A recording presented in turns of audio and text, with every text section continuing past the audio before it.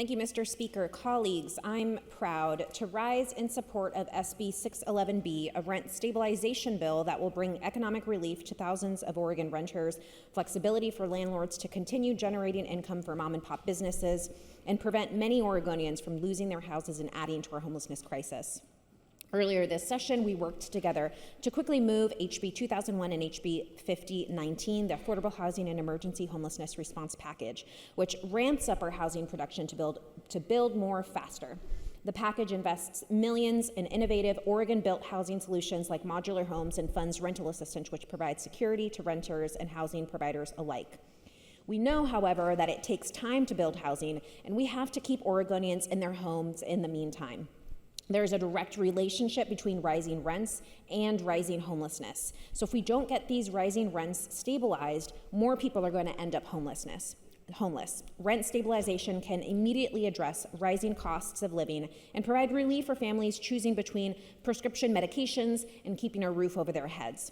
This cannot be an either-or approach. We can protect Oregonians from unreasonable rent increases and fix our housing supply crisis. Adding uncertainty to this crisis is our rising inflation. Oregonians are already struggling to make ends meet, and they're facing up to a 14.6% rent increase this year. Now, earlier this week, colleagues, we passed HB 3198, this session's early literacy package. Especially at a time of significant educational and literary needs, Oregon children deserve to stay in their schools with their teachers and receive a quality education.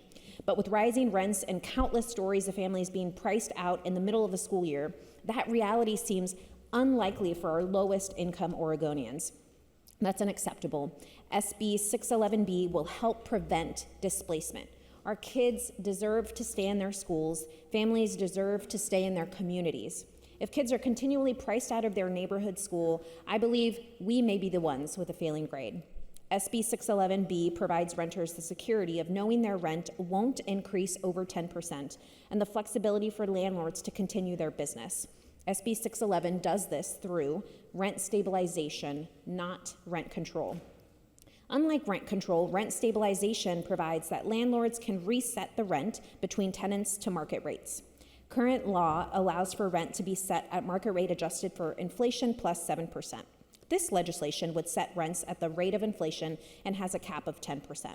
While rent stabilization protects all tenants, it especially benefits low-income tenants, seniors, people of color, women-held households, persons living with disabilities and chronic illness, families with children, and others who have the least choice in the rental market and are most susceptible to rent gouging. This bill also provides flexibility for landlords. In addition to the CPI adjustments, this bill continues to exempt new construction and allows landlords to reset rents to market rates in between tenancies the same way they can under current law.